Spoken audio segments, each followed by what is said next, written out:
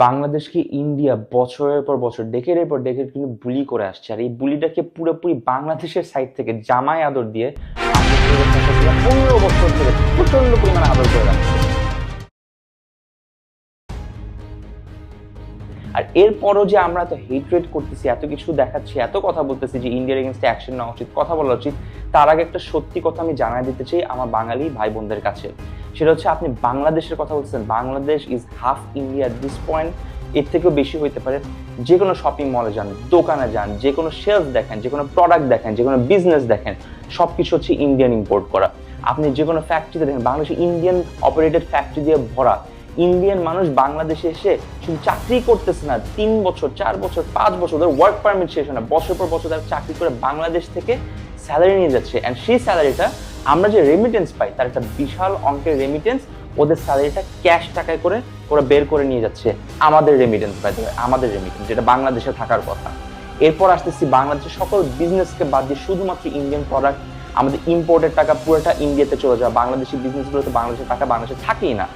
এরপর আসতেছি টিভিতে, যেই গদি মিডিয়া বাংলাদেশকে ইভেন কয়েকদিন আগেও লিটারালি বুলি করে, আমাদেরকে টিটকারি মেরে, আমাদের নামে মিথ্যা অপপ্রচার চালায়, কমফোর্টেবলি টিভিতে তারা অ্যাড চালাইছে, সেই টিভি চ্যানেলগুলো এখনো আমরা আরামসে চালাচ্ছি বাংলাদেশের মধ্যে। আমাদের কি ন্যূনতম লজ্জাবোধ নাই? প্রত্যেকটা টিভির, প্রত্যেকটা মিডিয়াতে, প্রত্যেকটা প্রেসের মধ্যে ইন্ডিয়ান অ্যাড এখনো চলতেছে without any additional tax, additional খরচ, no, just comfort, just luxury দিয়ে দিচ্ছি তাদেরকে আমরা। আমার কথা হচ্ছে ভাই সিম্পল, একটা জিনিস আমাদের বুঝতে হবে যে এই বাংলাদেশ আর ইন্ডিয়ার মাঝখানেরটার যেই ক্ল্যাশটা, বাংলাদেশি মানুষ না, ইন্ডিয়ার মানুষ না, এই দুই দেশের বুঝতে হবে, দুই দেশের গভর্নমেন্টরা এই দুই দেশের মানুষকে ছিঁড়ে ছিঁড়ে চাবায় চাবায় যে খেয়ে ইউজ করে আমাদেরকে মানে মানুষ হিসেবে আর যা বাঁচায় রাখে নাই। ইন্ডিয়ান গভর্নমেন্ট ইভেন ইন্ডিয়ান মানুষদেরকে ঠিকমতো ট্রিট করে না। প্লিজ স্টাডি, ইন্ডিয়ান মানুষ তাদের গভর্নমেন্টের উপর এখন অতিষ্ঠ হয়ে গেছে, টর্চারে, অ্যাবিউসে। তারাও চায় না, যে কোনো দিকে জিজ্ঞেস করে দেখেন, আমাদের যেই বাঁধের কথা আমরা বলতেছি, 60 থেকে 70 হাজার মানুষকে শুধু ইন্ডিয়ান গভর্নমেন্ট তাদের আদিবাসীকে ভিটাহারা করে দিছে এই বাঁধ নির্মাণের জন্য। কোন বাঁধ? যে বাঁধটাকে খোলার পর বাংলাদেশের মানুষ ডুবে মারা গেছে। এই ভিডিওটা যখন বানাচ্ছি এই মুহূর্তে হয়তো কিছু মানুষ মরে যাচ্ছে, ভিডিও বানানোর আগে অনেক মানুষ মরে গেছে, হয়তো আজকে কালকে আরো অনেক মানুষ মারা যাবে। কেন? ইন্ডিয়ান বাঁধটা জেনে শুনে ইন্ডিয়ানসরা ওই বাঁধটা খুলে দিচ্ছে without a warning, without a notification. না আমরা ইভ্যাকুয়েট করতে পারছি, না আমরা রেস্কিউ করতে পারছি, না আমরা প্রিপেয়ার করতে পারছি, আমরা কিচ্ছু জানতাম না। Are you telling me that ইন্ডিয়ানরা তাদের নিজস্ব ইয়ে বাঁচানোর জন্য আমাদের বাঁধ খুলে দিচ্ছেন, তারা আমাদেরকে জানাইতে পারেনি? 48 বছর সময় পর হঠাৎ করে একদিন বাঁধ খুলে দিচ্ছে। সিম্পল হিসাব, ইন্ডিয়ান মানুষ না, ইন্ডিয়ান গভর্নমেন্টের জানা উচিত, বাংলাদেশের জানা উচিত আমরা কারো পুতুল না। সুতরাং আমি যে গিফটের কথা বলছিলাম, এই গিফট আমি একা দিতে পারবো না। গিফটটা খুবই সিম্পল, অন্তত 1 মাসের জন্য হইলো যদি ন্যূনতম লজ্জা আমাদের থাকে, যদি আসলেই আমরা কিছু একটা চাই করতে, ইন্ডিয়ান প্রত্যেকটা প্রোডাক্ট কিনা বন্ধ করতে হবে।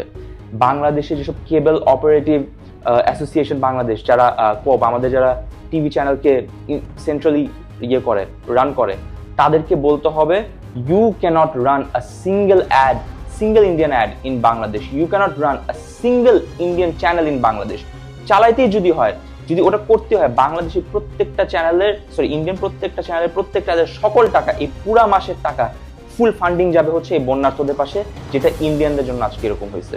তো প্রত্যেকটা ইন্ডিয়ান প্রোডাক্ট, প্রত্যেকটা ইন্ডিয়ান প্রেস মিডিয়া, প্রত্যেকটা ইন্ডিয়ান ম্যানুফ্যাকচার থেকে শুরু করে, ইম্পোর্ট থেকে শুরু করে, দোকান থেকে শুরু করে, শেলফের ফ্রন্ট পেজ থেকে শুরু করে, প্রত্যেকটা ইন্ডিয়ান ব্যানার আমাদেরকে 1 মাসের জন্য হলো একটানা বন্ধ রেখে বুঝাইতে হবে আমরা কারো পুতুল না, আমরা কারো বুলি হচ্ছি না, আমরা নিজের পায়ে দাঁড়াবো।